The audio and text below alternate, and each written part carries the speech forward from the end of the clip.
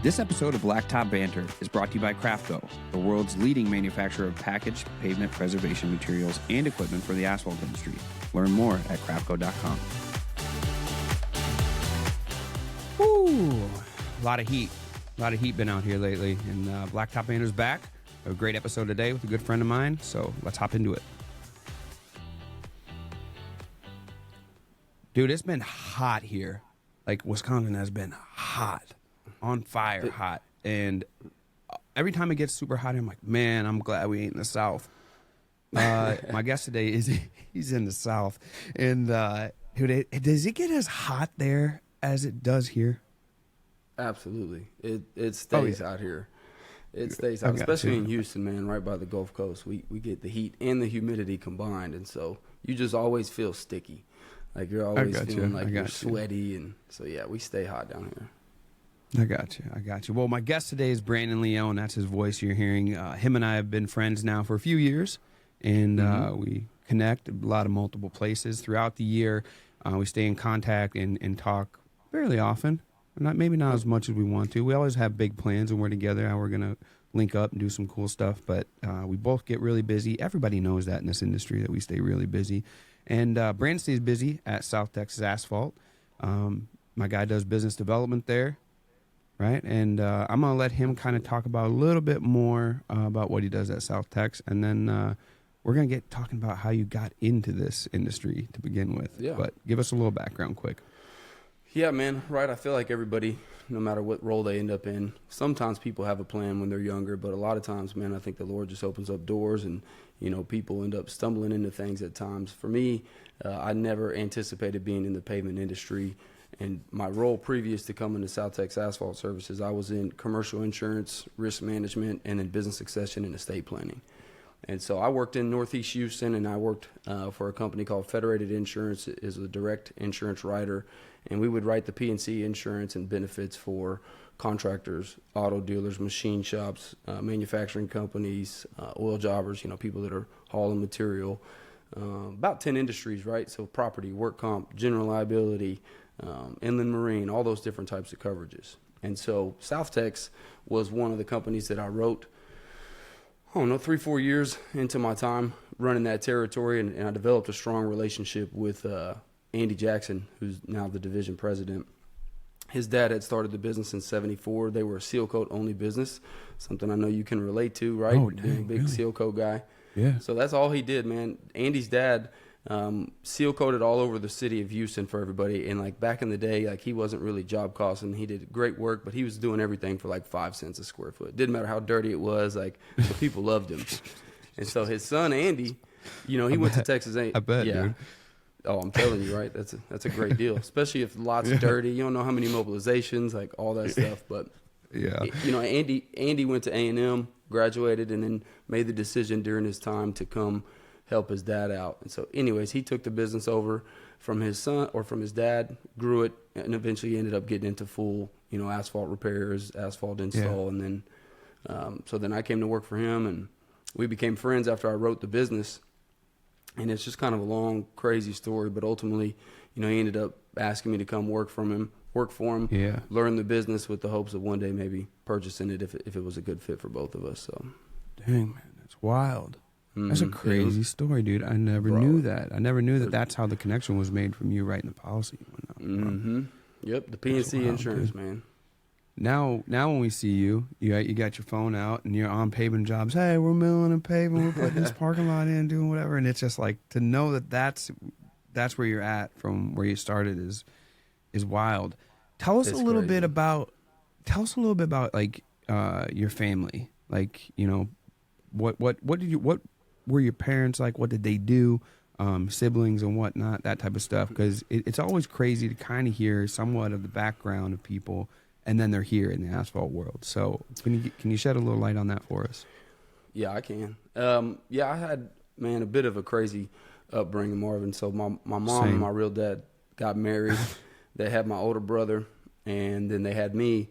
And at about 15 months, you know, my real dad left the picture. Okay. And so he was out of my life. And my mom was a single mom with me and my brother for a really long time. He was super abusive dude, and so she struggled with some substance abuse, man. She turned to some substance abuse to cope.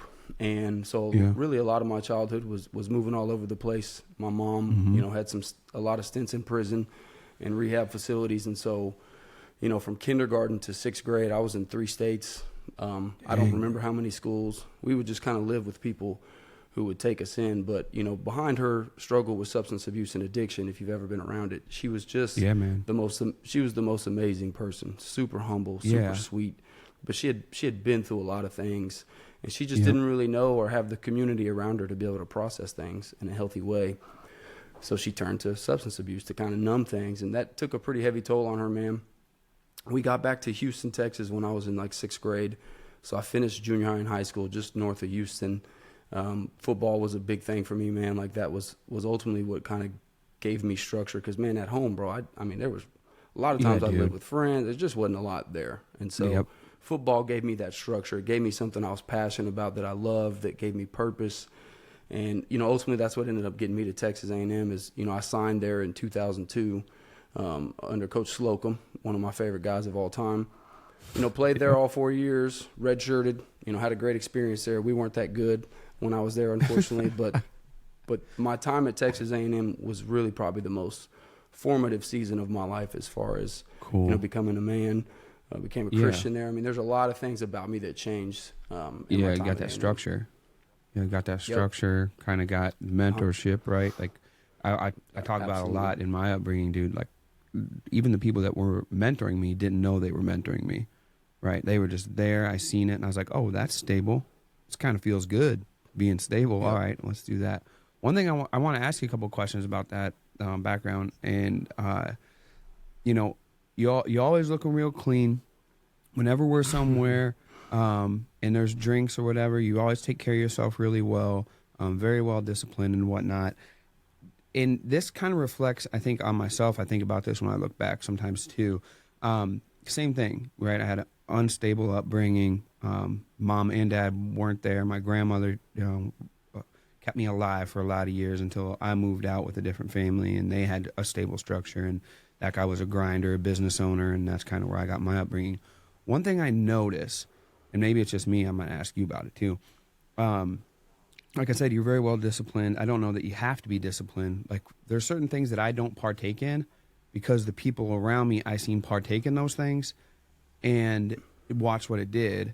And I think it's just built in me second nature where I'm like, nah, I don't go that route. I can think about my dad and some of the stuff he does and did that I don't touch or do. And the same thing with my grandmother. It'd be simple stuff. But do you think that that's part of that, dude, that's just ingrained in us? Like, all right, we're going to stay away from that because we want this. And this is what we've seen and what was placed in front of us. We know that those two things, 2 plus 2 equals 4, not 5, not 6. We want it to add up and make sure that it comes out correctly. No, dude, that's a great point, man. I had a mentor that used to tell me, you ever been crabbing out on the beach? You ever seen crabs in a bucket? I've seen it done. I've always wanted to do it, but there's a lot of things I wanted to do I ain't got to do yet. But yeah, tell me about it. Hey, you're on the way though, brother. I promise you that. Okay. So if you go crabbing on the beach, right, in Houston we got Galveston, which is not pretty compared to Florida beaches, but you put crabs in a bucket and they're all just, man, they're trying to get out. Like they just want, you see them, they're climbing on top of each other. They're trying to get out. My mom and some mentors used to tell me, like, bad company corrupts good character, right? That's Proverbs, that's in the Bible. But for me, one of the benefits of having a hard upbringing is, you can't control the cards that you're dealt. Like, we don't get to pick who we were born to, where we grow up. Like, I think it's just sovereignty, right? That's just what happens. What your blood is. Can choose. You don't get to choose any of that stuff. All we can choose, we can draw a circle around ourselves and focus on who's inside that circle. Bingo. And so for whatever reason, I think that, I don't know if it's wisdom or just grace, it sounds like you have it too. I would see the damaging decisions that my mom would make, that my brother, that, friends, people would make, and I would want to go the other way. Now, I had a season in college where I made a lot of really bad decisions, and man, thankfully, the Lord kind of pulled me out of that. But yeah, dude, when you see destruction, or you see people making decisions or partaking in things that aren't going to produce a result that you want in your life, it's I don't want to say it's easy to make the decision not to do it, but when you've seen it in your own life so much, like the people in your inner circle when you've seen destruction come to them because of the decisions they've made, it's really, really, really a blessing to be able to say, ooh, I'm not trying to go that way. I want to chart a different path. Like, I want to go the road less traveled, Robert Frost style. Like, I'm going to do something different with my life. So, yeah. What about, you know, I hear it all the time, right? I don't listen to all the podcasts in the world, but I got guys that I look up to and guys in the business world who I listen to their podcasts. And I hear conversations like this all the time with guys that are in high-performing roles, right? Like I consider myself to be in a high-performing role just because of all we have going on here. And I do with you as well. We got all these projects. We have all the meetings. We have all the logistics of getting everything all together. I've noticed that most of the time, guys that can produce really well look back on that upbringing and wouldn't change it for a bit. Like mine, like when I tell the story, people are like, damn. And I'm like, yeah, but I don't think I would change one bit of it because I really like who I ended up, what that did to create me who I am right now. Right? Do you feel that when you look back on that? Dude, obviously you want more comfort. You want some people to be around. You wanted to be able to feel those things. I can feel some of that stuff missing now, but I still know that I like who I am. I like who created. I like who I am. I mean, you and I wouldn't have met if that stuff wouldn't have happened to me when I was young. That stuff wouldn't have happened to you when you was young. We'd never be in those two positions to meet, but yet here we are. Do you look back on that and have that same type of feeling? 100%, you know, and like I get the opportunity to share my story at different things or FCA or high schools or whatever, and people will inevitably come up and just be like, oh my gosh, you know, like you've been through so much, and everybody has their own story. But I always tell people, man, like don't waste your pain. Like on the other side of pain, on the other side of our comfort zone, I think that's where, you know, you can really find growth. I mean, you are who you are today. Like Blacktop Banter is what it is today. Your business that you run is what it is today because you've made the decision to use the pain that you've been through and chart a different course for yourself. And like for me now, like as a professional, as a husband, as a father, like that's the same motivation that I use. Like I can look back and reflect on the things that I've been through and look forward and look to my children, to my wife and say, you know what, I'm going to create something different. Like I am going to try and leave a legacy of impact as opposed to destruction. And so you're doing a phenomenal job with that, dude. You impact a lot of people. And obviously now thanks, man. knowing a little bit more of your story, that's obviously probably a huge part of it. Yeah, I think so too, man. I'll tell you what else it does. And maybe you can speak on this a little bit because you're in charge of people and you manage people and whatnot too. When you see the full gamut and full spectrum of people, right? Like the people that weren't around in our upbringing or people that had problems in our upbringing or were this way or that way or had all these different personalities. And then you're around people like your coach, right? You're around other people who are high-performing individuals. We got multiple friends, you and I, mutual friends throughout the industry that we look up to. What it does is allows you to, I don't know, perceive people in a way to where you know whether they fit with you well or not, whether they're the right person for the job, whether they have the characteristic traits that you know you need in order to produce more of whatever you're trying to produce in your life. Chris was just pointing to himself over here a minute ago, but like he's like, I made the call to call him to come here. I made that call, and it's because of him. You know, it's the way that I've seen him kind of do his thing. I knew that if he was here, I would be able to perform better, and then if I can perform better, that means that Blacktop Banter at its entirety will perform better as Wiscoda as well. And you know, that's all the credit I'm giving him right now until maybe we get to the end. We'll go a little bit farther, but I want to talk about. Well, you want to talk about that at all? No, yeah. I mean, I think that's huge. For me, the way that I look at it is, and this was something that I think impacted me. Like in high school, you know, reflecting back on football, right? Like I was the best player on our team. Like I was the district MVP, and like you know, you transition out of this season where you were like the dude, and that's fun, and that's a blessing, and it's a gift, and it's you know, an enjoyable season. But then you transition, you know, to that next level.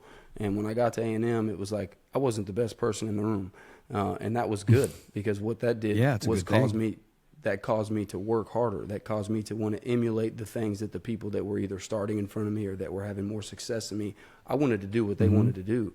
And so, man, I approach it now as a professional in my personal life with my friends who I surround myself with. Like, I want to be around people that are going to build me up, not tear me down, And I don't want to be the best person in the room. Like I want to be around people that are achieving more than me, that are accomplishing things that I want to accomplish, because, man, more stuff is caught than taught. Like, I want to be in community and be around people like yourself that are making me better.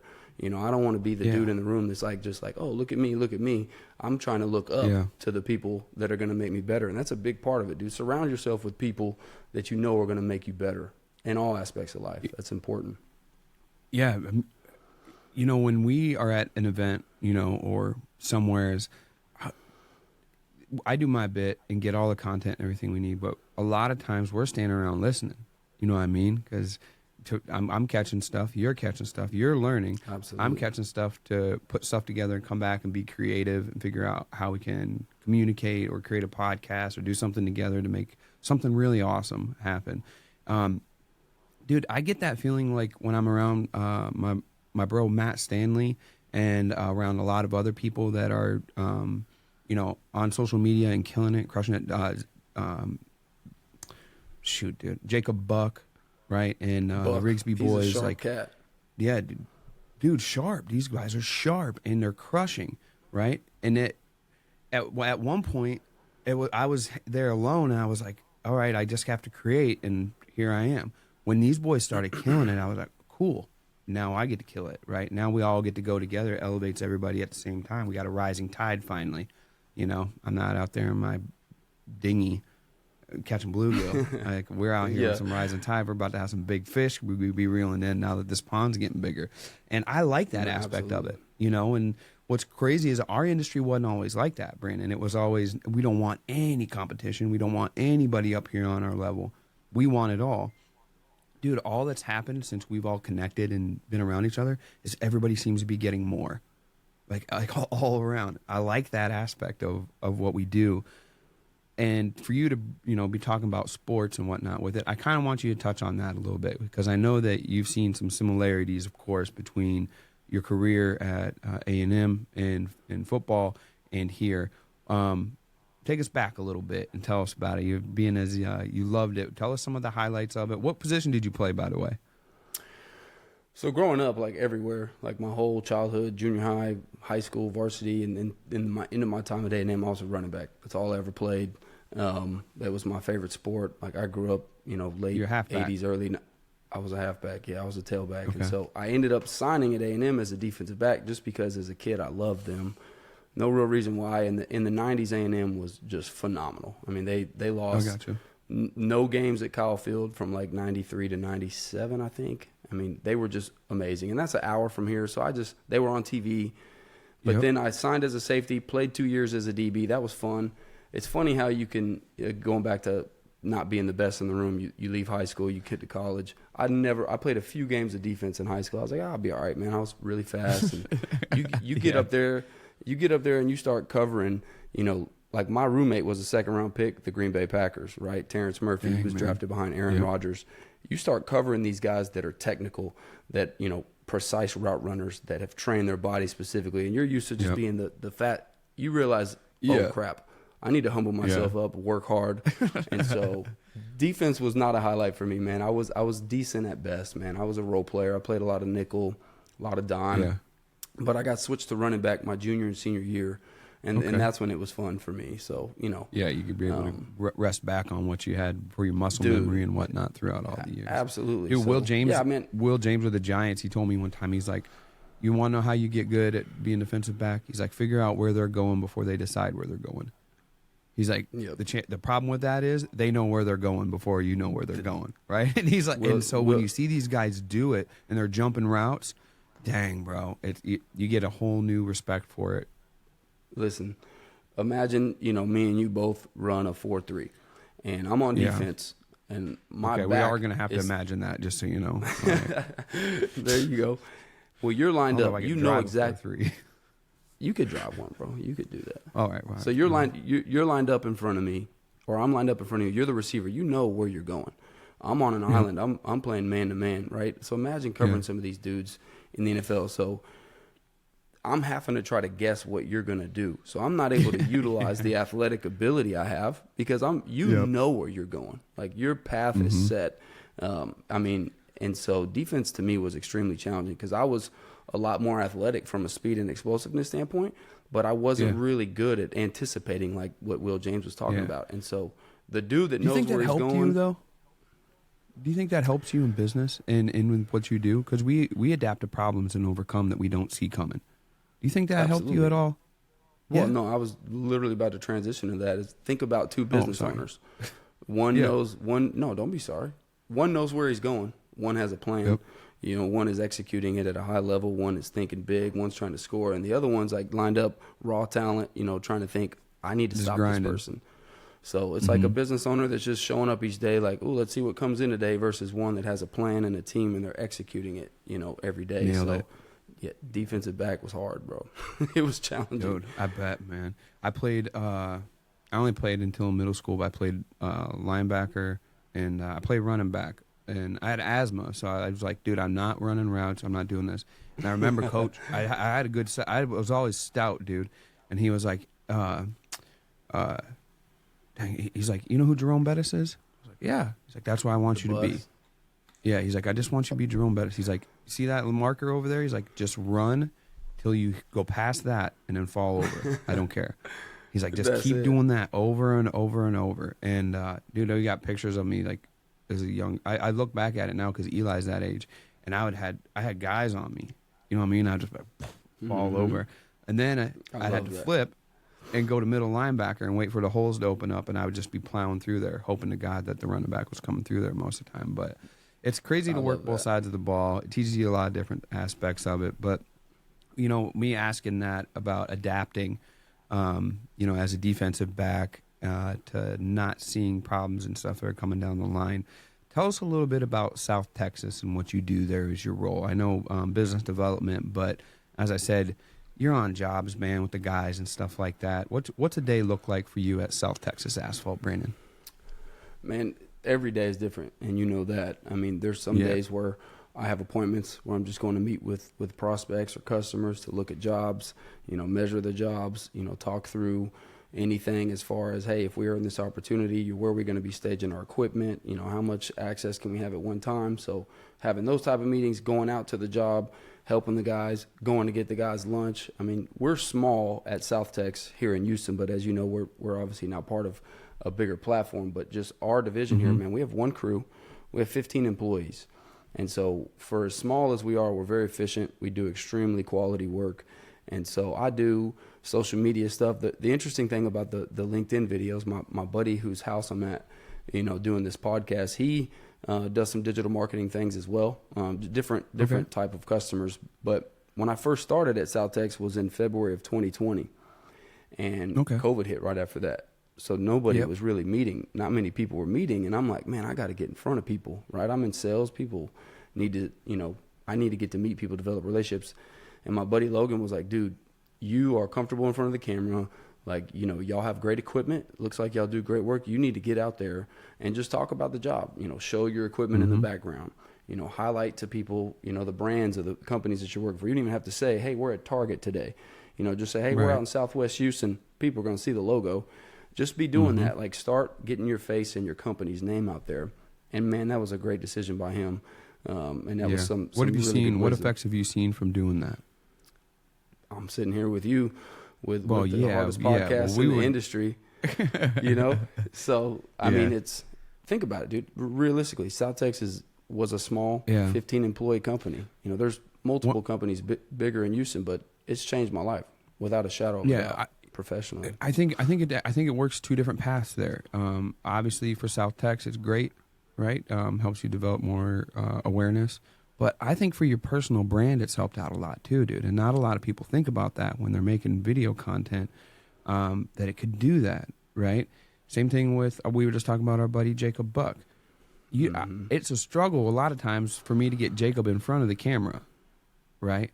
But his stuff that he puts together is so killer that that's all it took for us to realize that that's what he does. And he did that through his personal brand, and we know that that's him. And for the few moments that I have had him on this week, whether it was live or just short videos or whatever, that's all it took to realize his personal brand. And I mean, last year, you and I spoke at Ignite conference, right? And people are, what it does is it allows you to speak in a way where people understand that you understand what you're talking about, and they want you to be there and they want you to speak, and that helps with connections and stuff. And we'll get to networking later on, but I wanted to ask you about a large project that you guys have coming or did already, because those are always the funnest ones. Those are the ones that get submitted for pavement awards and whatnot as well, or these large projects, and they're always the most painful. So if you could go over a large project that you did with us and some of the pain points that you can remember, and then how you overcame those things.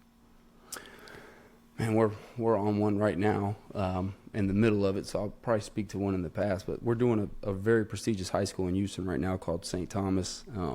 It's a 9th through 12th high school only. I'll send you some videos of it later of like their Cool. baseball stadium they have. I mean, dude, it's better than most colleges. It's nuts, huh? So it's very prestigious. It's dude, you wouldn't believe me, high school baseball. But I think the first one we won an award for was probably my favorite project.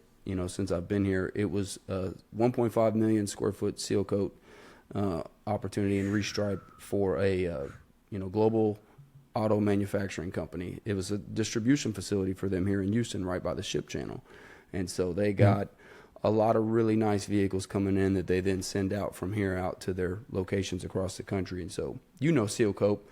Houston, one of the biggest challenges with the seal coat is the temperature, the humidity, and we get pop-up storms constantly. So and when you're doing something that size,